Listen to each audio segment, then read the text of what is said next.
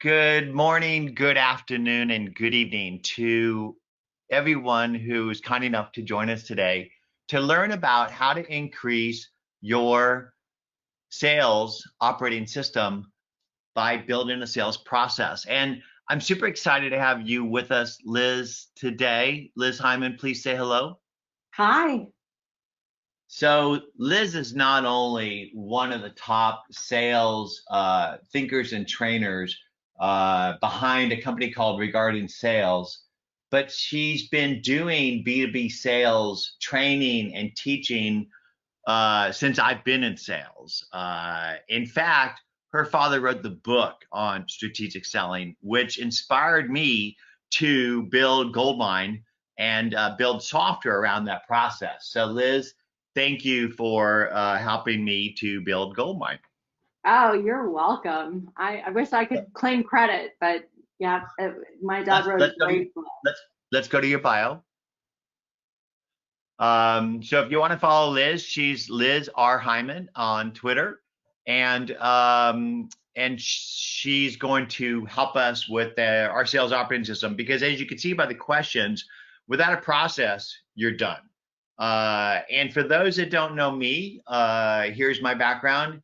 I've been building software for sales and relationships, it seems, all my life.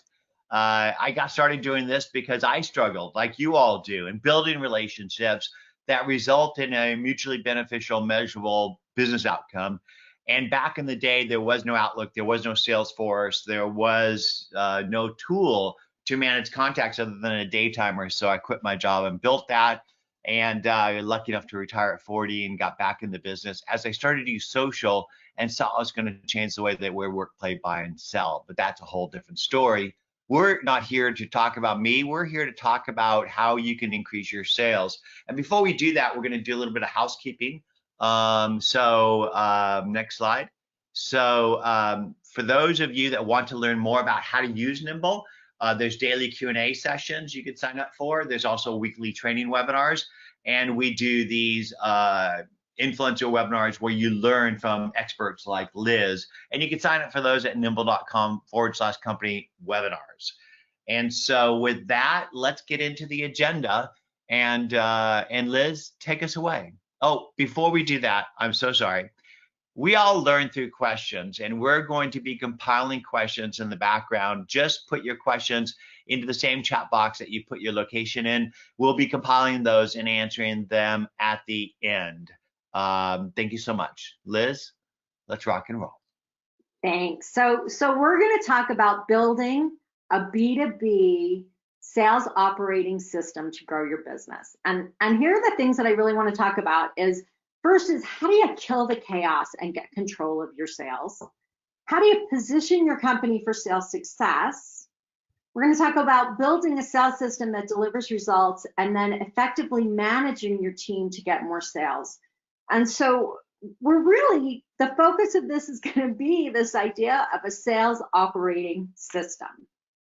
So how many of you feel like, and we already talked about this, I think 25% of you said that you felt like your sales was totally out of control. The word that a lot of CEOs use and founders use when they talk to me about this is that it is utter chaos. And that it's unpredictable, and it's really hard to grow a business when your sales are unpredictable. How do you know how much material to buy, how many people to hire, how many people you need to be prepared to onboard? How do you make these decisions to run your business when sales is out of control and chaotic and unpredictable? And while there's always a certain amount of the unknown in sales and the uncontrollable, we can get it a lot more in control, a lot more predictable, and a lot less chaotic when we build a sales operating system. So what typically happens for people, for owners, is they feel like we get these leads in and we throw them into this black box we call our sales organization. And we hope and we pray that something will come out the bottom and close, but we don't know what's coming out the bottom. We don't know when it's coming out the bottom. We don't know how much is coming out the bottom. And it's uncomfortable and it's scary as a sales leader. Whoops, I'm pushing the wrong direction. So my philosophy, my belief is that you should have visibility into the sales process. You should know what's going in the top. You should be able to understand what's being prospected, how it's being qualified, all the way through, and be able to estimate and predict and work with your sales team to know what revenue, what demands are coming out the bottom, because with revenue comes demands on your organization. You need to know the answers. So having visibility and understanding of that process, it gives you a lot more control and a lot more ability to grow your business effectively. So I want to talk about this idea. I'm really dangerous with buttons. People don't usually let me drive, John. So I want to talk about this idea of a sales operating system. And I want to take a second and look at this picture with you. And the idea that this person is holding this information in their hand, right? So it's not that you really have that much control, that it all fits in the palm of your hand, but the idea is that we should have at least some control. We should have some visibility. We should be able to see what's happening and be able to adjust as we need to get the outcomes that we need. So what I want you to do is keep this image in your mind as we're moving forward, because this is what you want. You want this to be under control. We don't want you to be anxious and worried and frustrated all the time. So when I talk about a sales operating system, I talk about things like strategies and frameworks, right? So a sales operating system is the strategies, the frameworks, and systems and processes, which I didn't put in there, that support sales. And when you support sales, you support your organization. So when I think about sales, I maybe think about it a little bit differently than other people do. A lot of people think about sales as this island out in the middle of the ocean that's separate from their organization. Those salespeople go out and sell. Get them to work out selling, but they're separate, they're apart. And I think of it differently. I think about our sales organization as being the heart of our business. And I know you're gonna go, no, Liz, my product is the heart of my business. And I'm gonna push back and say, I think your product is the soul of your business, but your sales team pumps the lifeblood through your business. Without sales, you have no money. And without money, you have no product. You can't do anything. So we need our sales organization to be at the heart, or to be the heart of our business, pumping the lifeblood through it. So when we think about it that way, then it becomes really important that everybody in our organization, whether they see themselves as part of sales or not, understands how this sales operating system that we're creating fits together. And they see the strategies and the frameworks and the systems to support the sales organization that's going to keep pumping lifeblood through our organization. And I would love to hear if you guys feel like that's not how you perceive it. And John, if you don't perceive it that way, I'd love to hear it. But that's my perception. John, what are your thoughts on that? I just have to take myself off mute here. So the question was? How do you feel about the idea that sales is really the heart of your organization, pumping the lifeblood through, and it can't be out separate, and then everybody has to see themselves as part of that sales organization? Well, I think it's the age-old problem that you have in a larger business is that sales and marketing aren't really working effectively together as a team. That marketing generates leads and they throw them over the wall, and they think that salespeople don't do anything with them at all or anything effective. And sales basically says that marketing's leads are just crap. And but the reality is that they have to be working. There has to be a working, effective system where sales and marketing are working effectively together. But that also includes product and management as well. But this is one tip I want every salesperson listening to this today to do. You have to be your own marketer. You can't depend on marketing. You need to be building your brand and your network and generating your own leads on a regular basis, going back to people you sold to and getting referrals from them and generating net new leads by becoming the trusted advisor of your prospects, your customers, and their influencers as well. I absolutely agree. Sales and marketing, it's critical not only that sales and marketing are in alignment, which is what we talk about, but sales and marketing need to be cooperating. And we can't, as salespeople, look over and go, that's marketing's job. And marketing, we can't go, well, I passed it to sales, I'm done. We have a synergy. We've got to be a team. And I want to push it further. It's not just a team of sales and marketing. What happens when accounting calls your client that you're in the middle of selling a $20 million sale to, and they're mad about a $5,000 bill that didn't get paid, and they pissed somebody off, forgive my French, and now you're like, you did what? We're a team. Everybody needs to know how this all fits together. So I'm going to stop a minute, and I threw out some words that give most people hives. I don't know how many of you, when you hear words like strategy and system and process and framework, you just get hives, and you're like, whew, I don't even want, can't go there. So what I want to do in order to take you with me in the rest of this conversation is talk about these words a little bit, because I use them a lot throughout the process. So let's talk for a second about strategy. Here's how I see strategy. It's your Google Maps, if you will. Your strategy is helping you. It's where am I right now? It's helping me understand, where am I right now? Where is it that I want to be a year from now, 2 years from now, 5, 10 years from now? What do I imagine that situation being? And what's the path to get there? What's my roadmap to get me from where I am right now to where I want to be? And I can have a strategy that's my business strategy, or I can have a strategy that's a sales strategy or a marketing strategy. But the idea is that it's not just a word, it's actually a roadmap. And so when we adopt that, when we accept that and go, this is my map, this is my Google Maps, thank you for Google Maps.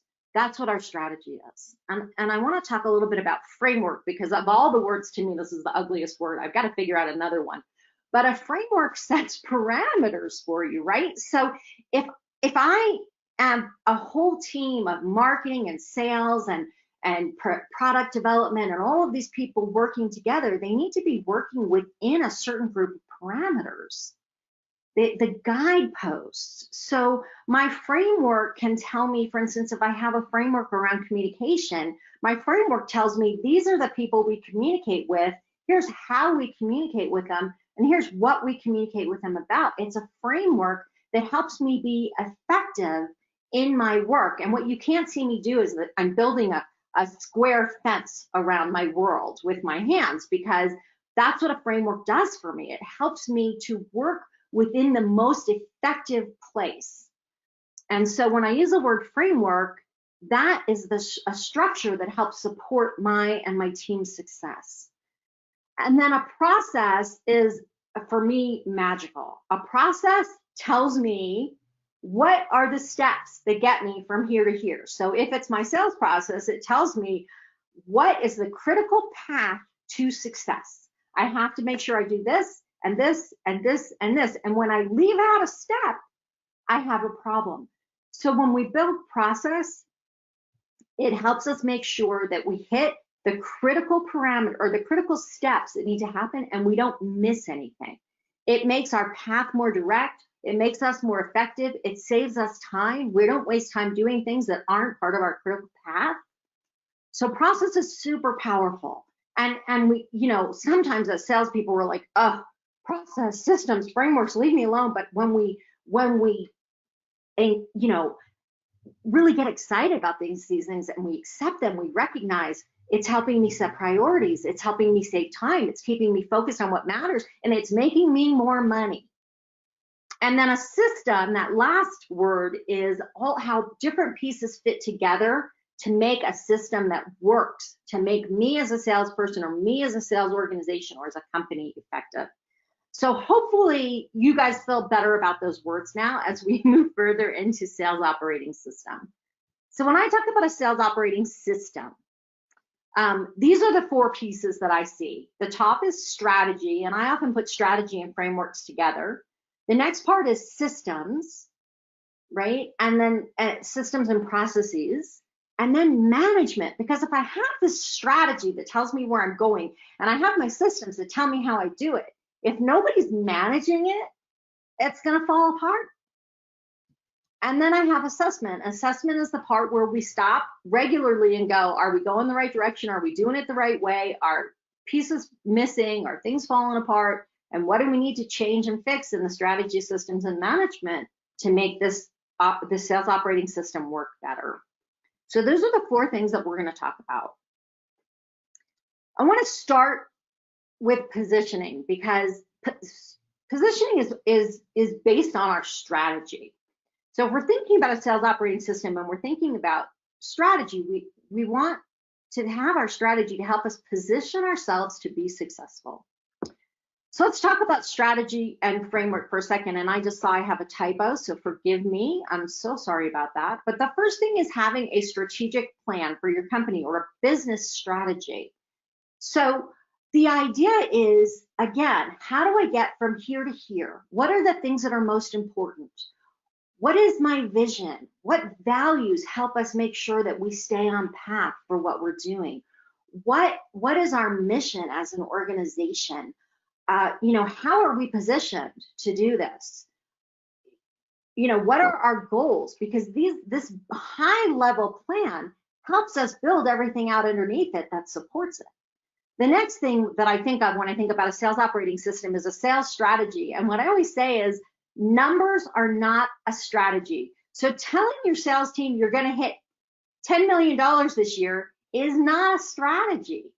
It's a number. And in order for your sales team to hit that number, they need to know how to prioritize. They need to know what's important, what's not. They need to know who, what, where, when, how. They need to know which products we're focusing on, how much is coming from new business and from existing business. How much is coming from this product or this region or that region or this sales rep or that sales rep. So when I have all this information and I built it out into a plan, my salespeople know exactly what to do, and they are not wasting time on things that don't matter. And then the next one I think is really important when you're talking about positioning is a sales positioning framework. And that includes things like, one, starting with my vision and my mission, but also who is my ideal customer? As companies, we waste a tremendous amount of time on people who are not our ideal customer. And I don't want to go into it in great depth now, but what I will tell you is one of the most expensive things that you can do as a company is to waste time on the wrong customers. So understanding who our ideal customer is, understanding where we fit into the marketplace, how we want to be positioned and perceived by our customers, and then our value proposition, which is really important. What problem do we solve? And I like to turn it around. How does my customer describe their problem? How do I solve it? And how am I the best solution for my ideal customer? That's your positioning framework. And then the communication framework, I think, is equally important. And we talked about this a little bit before. Who am I talking to? What matters to them? How do I communicate with them? And what do I say? These are guideposts. These are things that give us priorities and goals and structure that make us effective and efficient. So now that we have that, I want to talk a little bit about if that's where we're trying to go, and that's the highest level, our strategic level, our strategy. Let's talk about building the rest of the sales operating system that supports that high level strategy. So I'm going to again put this together for you as one system. So we create a strategy that will drive revenue. We build systems that support the strategy. We guide the systems and the team to execute the strategy, and we analyze the systems and then make them better in order to achieve our strategy. When I put it that way, I hope that makes sense to you about why these pieces are so important. Something just went wrong. Okay, there we go. So we talked about strategy. Let's talk about systems and process. So we asked earlier, and most of you have, let's see, I can see it right now. 50% of you have a lead generation process. That is fabulous. Now I want you to think about your lead generation process in the context of your business strategy and your sales strategy. Are you generating the right kinds of leads that are going to bring the right sales through, or the right customers through the sales process to become sales, to become closed business? So go back and look at that lead generation process that you've made and put it in that context so that you have a process that supports your strategy. And then we need a sales process. That is the process that tells us from prospect through qualify, through cultivating the relationship, and then closing the business, and then close won and close lost. Exactly what steps happen when, what materials do we use, what activities need to happen, what are the rules to move something from qualify to cultivate, and exactly how do we all communicate about this sales process so that we're using the same language, and that when the leaders of the organization look at the funnel or look at the CRM, they actually understand what it means. And we don't have one person using the language one way and somebody else using the language the other way, because now when we're all following the same process and using the same language in the same way, we can effectively help each other move business through the funnel or qualify out those that are not ideal customers that we don't want to be working with. We need an opportunity management process, which is how do we make sure that leads are flowing through the funnel properly. And we need a hiring and onboarding process. And you guys told me about 20% of you have that. I would say that is a super important in terms of using money wisely as a leader. That hiring and onboarding process is critical. And if you are a salesperson and you are not being onboarded and you don't have a clear process, ask for help, because your success depends upon that onboarding process. The next step is management. So again, having a process and not managing it means that it will, I promise you, it will fall apart. So you do all this work, and I can't tell you how many times I've worked with people who've built a 50-page strategic plan. It took them 4 days. They paid a lot of money, and then they folded it up and put it on the shelf and never looked at it again. That's not managing a process, and it's a tremendous waste of time and money. So we never want to do that. What we want to do is make sure that when we create the strategy and the processes and the systems, that they're being managed. And when we're talking about sales operating system, the things that I think are most important is making sure you have a really clear process for sales meetings. And I wonder, I'm going to throw this question out for you guys to think about, how many of you are consistent about what you do in your sales meeting?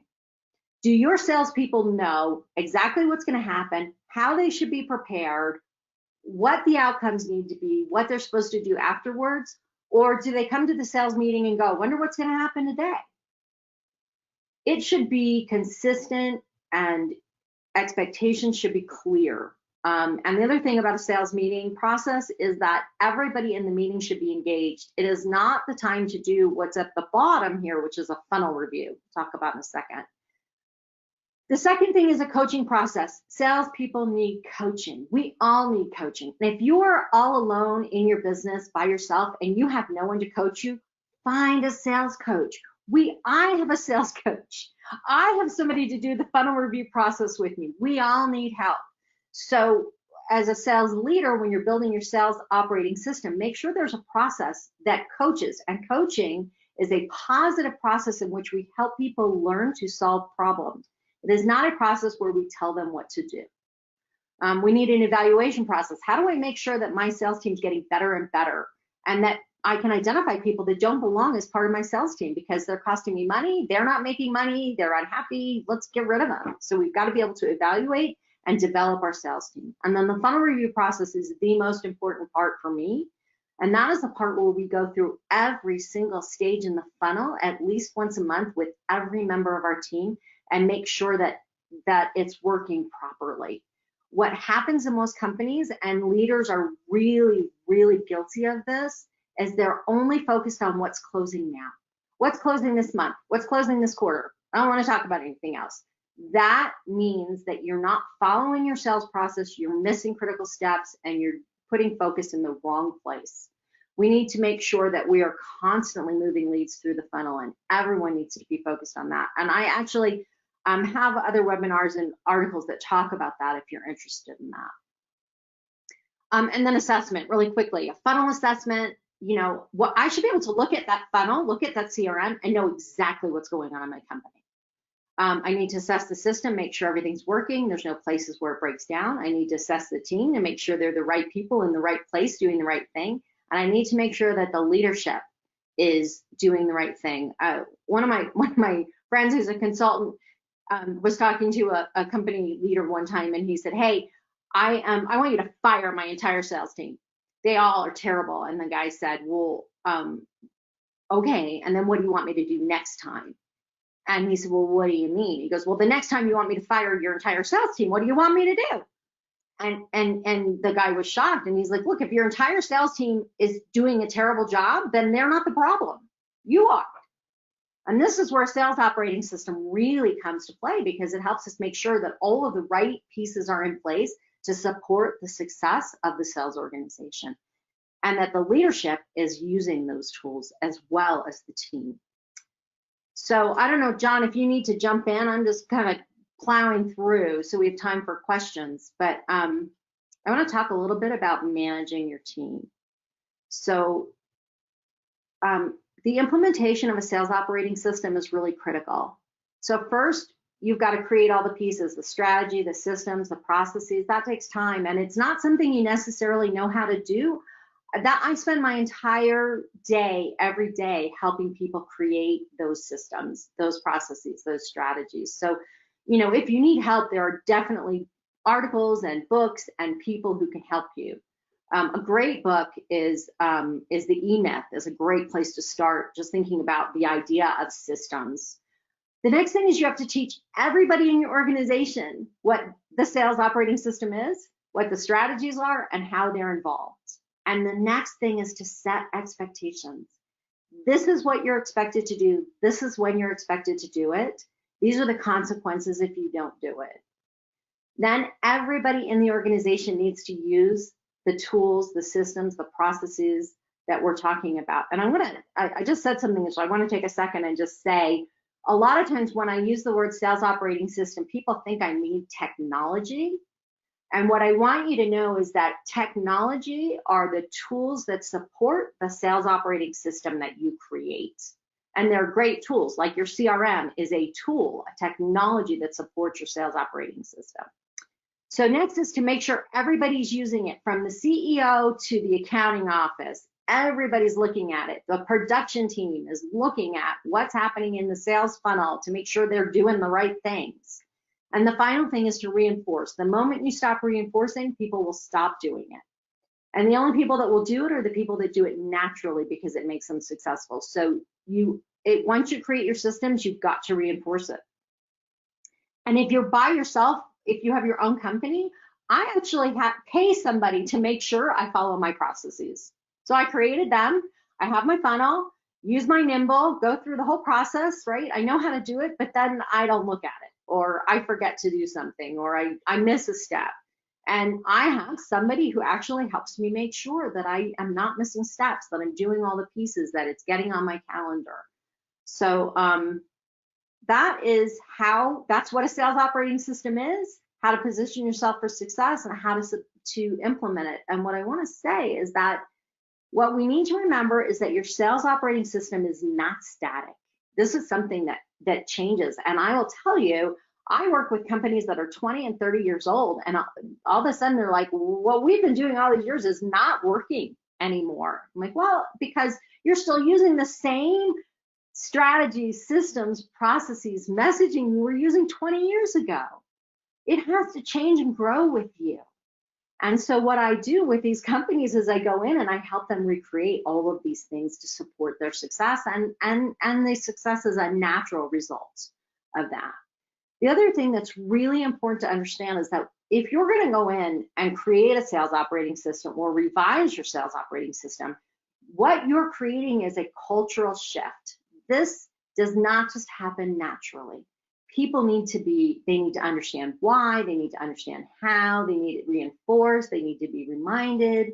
So if you're going to put the investment into creating this system with all the steps and pieces, you have to remember whether it's you by yourself or whether you've got a team of 2 or 20 or 1,000, they have to keep being reminded until that new culture becomes the norm for them. And what's the result? Really quickly, this is my favorite part. Like, why would you do this? This is so much work I just described. So why would you do it? Because if you do it, you will have a predictable revenue stream, and that is powerful. The other reasons you do it is because you will be able to manage the seemingly unmanageable. You'll have fewer mistakes and fewer fires, and hallelujah, more sales revenue, which is what we all want. So John, that is my presentation, and I know you guys have had some questions along the way. So John, take over and tell me what you want to do next.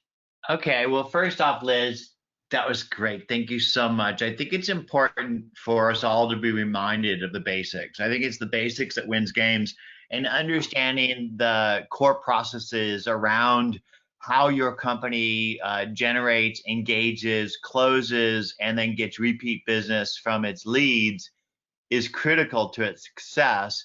But before we do that, let's do a little housekeeping. You have a slide of an offer. Yes. So I have 2 offers for you. The first is that anybody who is on this webinar, I would be happy to have a conversation with you about your sales operating system. Where are you now? What would you need to do to build one? What's working, what's not working? It's completely free. There's no obligation. Just get on the phone with me. And there's a link right there. I don't know how they get that link, but I love having these conversations, and I love helping people. So please feel free to schedule that time with me, and let's talk about what would it take to get you a sales operating system or a sales strategy that takes you where you want to go. And the second is downloads. So the presentation that I just gave was really fast.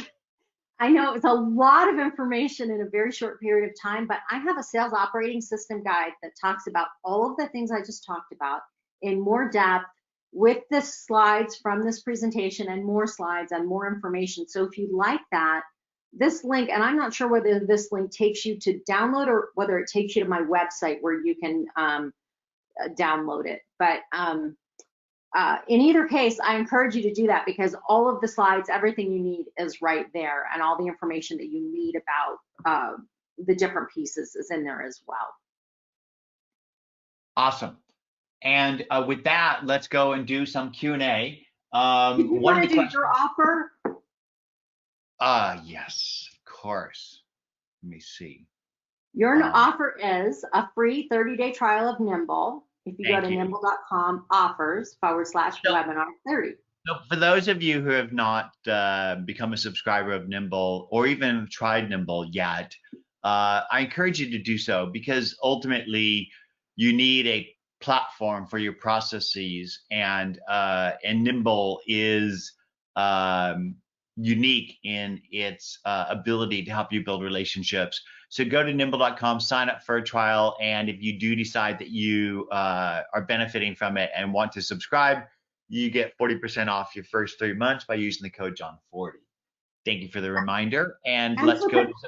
Before you jump, I just want to reinforce that. So when you create your sales process, and it includes communicating with people, emailing, and checking in with them on Twitter and LinkedIn, and doing all of these things that help to grow and cultivate that relationship, there is no other tool that does it like Nimble does. It is an amazing tool that helps you to not just keep track of your leads and remembering what your next activity is, but helping you identify opportunities to cultivate the relationship. So, sorry, my little piece in there.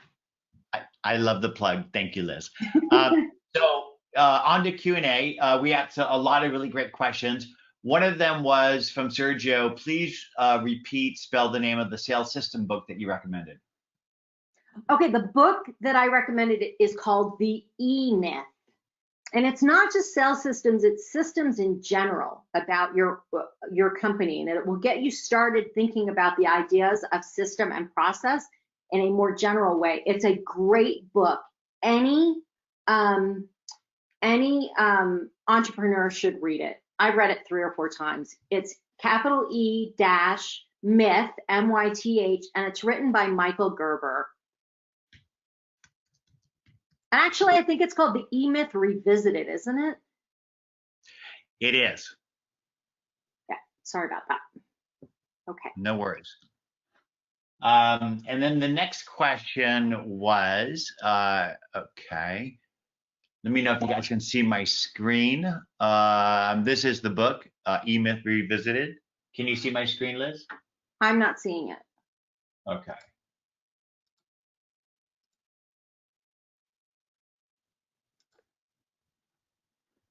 For some reason, it is not going. Oh, well. Well, while you're trying to get that, let me tell you the other book that we talked about is called Strategic Selling, and it's written by Steve Heiman and Bob Miller. And that was the original book that talked about putting process around sales. And while the examples are way out of date, the information and the systems in the book are amazing. And this is me plugging my dad's work, but truly, I meet people every day at conferences who say, that book changed my life. That training completely changed the way I sell and how much money I make. So that's another book you might look for. It's called Strategic Selling. So, and I still don't see the screen. Yeah, Nettie's going to help me with that. All right. It's a screen difficulty day. Then the next question was, can you comment on good strategies for the sales team to close the deals more efficiently? So I can, but you're not going to like my answer. Okay, so what I really believe is the best sales hacks for closing deals start at the beginning of the sales process. So what happens is we skip steps and we rush and we don't follow the process, and then we expect it to close at the end. The close is a natural result of doing the work all the way through. So by building that sales process and making sure that we ask all the right questions, and one of the most important questions we need to ask and ask and ask is, what is the process for buying this? Who needs to be involved? Who do I need to talk to? Who needs to sign up? How does the money get allocated, right? Understanding that and making sure you communicate with all of the buyers about their concerns, their objections, their worries, their needs. Those are the things that make that the close come naturally. It's when we skip those critical steps in the sales process that we're like, I don't understand why that didn't close. I don't know why the competitor got it. If I asked all those questions and followed the process, I would know the competitor was going to get it, right? Because I've talked to all the right people about all the right things. I hope that helps answer it. I know it probably wasn't what you were expecting, but. And then we have another question. Are you related to Stephen Heiman? Yes, Steve is my dad. And so I literally grew up in the world of sales, and I was going to go off and be an international world negotiator. And here I am, I'm a sales expert because I guess it's in the blood. But yes, Steve is my dad, and he's alive and well, and living part of the year in Hawaii and loving life and playing golf. Nice. Tell him that we all thank him for coming up with that book. Another question from Tony Fogarty. Can you talk a little bit about the difference between handling new business in your process and repeat business with existing customers? Yeah, so I really believe that particularly with key accounts, some of us have existing accounts that can make up like 4 or 5 accounts that make up 80% of our business. In some cases, it's one account. Those accounts each need a strategy. So somebody needs to be focused on growing the relationships, expanding the relationships, talking to more people, getting ahead. So one of the things I talk about is being proactive about selling. What happens with our existing accounts often is we wait for them to order from us instead of getting ahead and figuring out What have they identified as their initiatives? What problems are they dealing with? What's happening in the world around them? And how do I help them get ahead of those problems, so that I know what I should be selling them, not today when they're ordering, but 6, 8 months from, maybe 2 years from now, right? So there's actually a process around that, identifying all the buyers, and I have articles about that. But it's a process of understanding. And what I will tell you is there's a certain amount of that you can do with all of your clients, but you have to decide which ones you're willing to really invest time in. New customers, it's a different process because you are learning about them from the very beginning. So one of the most important things, depending upon how complex your sale is, you want to make sure that you're communicating with all of the buyers that you need to communicate with. So when I start a new relationship and start selling, one of my first questions again is who's involved in the buying process and how do I communicate with them? What are they worried about and how can I help the person I'm talking to communicate with them about solving those problems? So what happens in new accounts where there are multiple buyers, and this also happens in existing accounts, we tend to talk to 1 or 2 people, and it's not enough. Now, if there's only 1 or 2 people in the sale, then great. Make sure you're communicating with both of those people all of the time and not relying, I call it my guy selling, relying on my guy. My guy's taking care of it. Your guy isn't sufficient to take care of it if there's 15 people involved in the buying process. So, and I'm not exaggerating when I say that number. So those are, if that's helpful, that's kind of what's important, is making sure you're talking to all the people, understanding what their concerns are, and helping them solve problems, regardless of whether they're existing clients or new clients. Perfect. Somebody mentioned that the 40% off coupon is not working. We will check into that and email everybody after we have checked it to make sure that it is or is not working. Thanks for bringing that to our attention, Ken. Another question was, do we have any training webinars for certain businesses? I'm a real estate contractor, and the model is quite different from other companies with staff. Christine, thank you so much for asking the question. Yes, we have done industry-specific webinars. We do plan to do additional ones in the future. We will be doing a real estate one as the first one, as a matter of fact, coincidentally. And we'll send you a link to that when we're doing that. In the meantime, Nettie, if you could find the previous real estate one that we may have done in the past and share that, that'd be great. Stuart had a question.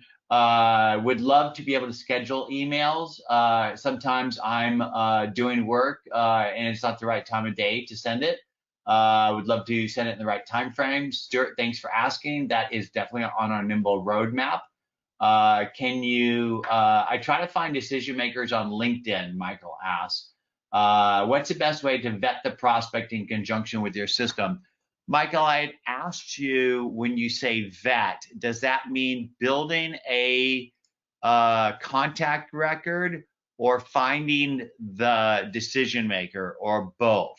Because ultimately, if you're vetting people, decision makers, first you have to figure out, what company you're targeting, who are the decision makers at that company, and then how to build a record that includes their contact info for you to be able to reach out to them. And Nimble does all these things.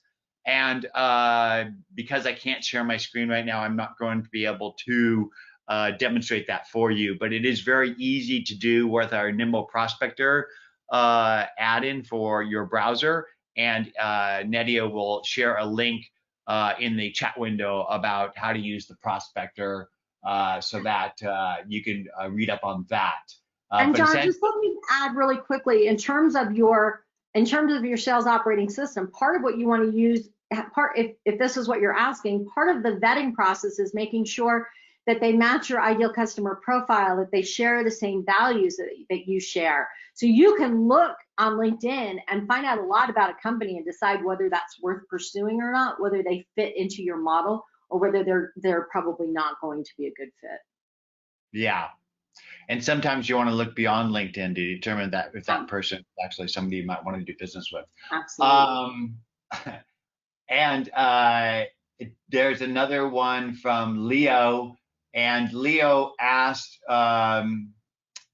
actually, this question wasn't the one that Leo was asking. There was a separate question that Leo asked, and it was, bear with me, because it was a really good question.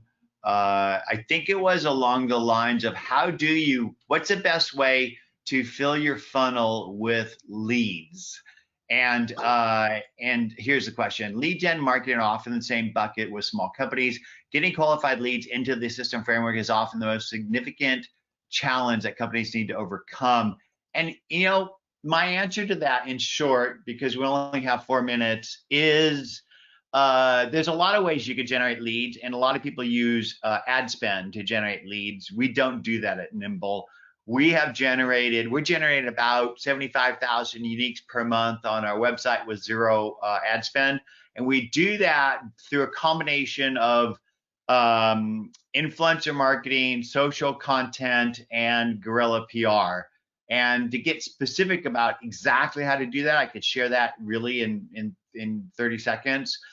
You want to become the trusted advisor of your prospect, your customer, and their influencers as well. And you can do that best by giving your knowledge away, because you've forgotten more about your products and services in your industry than your customers will ever know in their life. And if you give your knowledge away on a daily basis, you will become their trusted advisor. And when they want your products or services, they'll pick up the phone and call you, and they'll drag their friends with them. So how do you do that if you don't like to write stuff, which I don't, I'm a math computer science major, is I go and find other people's content that inspires and educates me in and around the areas of promise my product and services, which is social sales and marketing. So that's actually how Liz and her sister Alice and I got connected, because Liz and Alice, her sister, are thought leaders in social sales and marketing. I share their content, I attribute their names, hashtag it appropriately. And not only does that build relationships with their community, but also with them themselves and anybody looking to be better, smarter, faster in those areas, social sales and marketing, which then I could build relationships and leads through those connections and conversations. And so this is scalable, it's repeatable. And Leo asked, do we do a webinar on that? And pretty much every webinar we talk about that. But we do have specific webinars about how to do this exactly. And Nadia, if you could share that also in the chat box or in the follow-up email, that would be great. Liz, do you have any feedback or thoughts on lead gen processes? Well, I just, again, the idea that your lead gen should follow your strategy. And so part of lead gen is being creative. So if this is who my ideal customer is, then where are they and how do I talk to them? What's the best way to reach them? Are they on Facebook? Are they on LinkedIn? Are they, at conferences? Where are they? And then I can make decisions about how I'm spending my resources toward reaching them where they are. That's how you bring leads in the top of the funnel. A lot of us spend time throwing out content and hoping somebody finds it, but we're not necessarily even putting it out in the right places. So that's really key, is understanding who your ideal customer is and where they are. Perfect. And with that, I think that we are a wrap. First, I want to thank everybody for their kind attendance. We will follow up on the 40% off, verify whether it is or is not working, and share that link, because we have a number of people that want to make use of that. Thank you so much. Liz, it's always a pleasure to connect with you and your family. I love your wisdom and your heart, and thanks for sharing that with us today. Thanks, John. Thanks for having me. It's nice to meet all of you. I look forward to you guys connecting with me or scheduling so I can get to know you personally. And please do connect with us. You can find us easily. We're in the slides. My email is jon@nimble.com. You can Google me, Jon Ferrara, Ferrara. You'll find me. That's actually something I recommend you do for yourself. Google yourself, because your customers will, and you want to show up on the first page. Last tip, build a Wikipedia page for yourself. It will show up always on the right-hand side, and you can control the information. Nadia, thank you so much for having the floor and our backs in this presentation. And to all of you, I send you off with a hug and a prayer for peace and love. Thank you so much. Have a wonderful day. Bye-bye.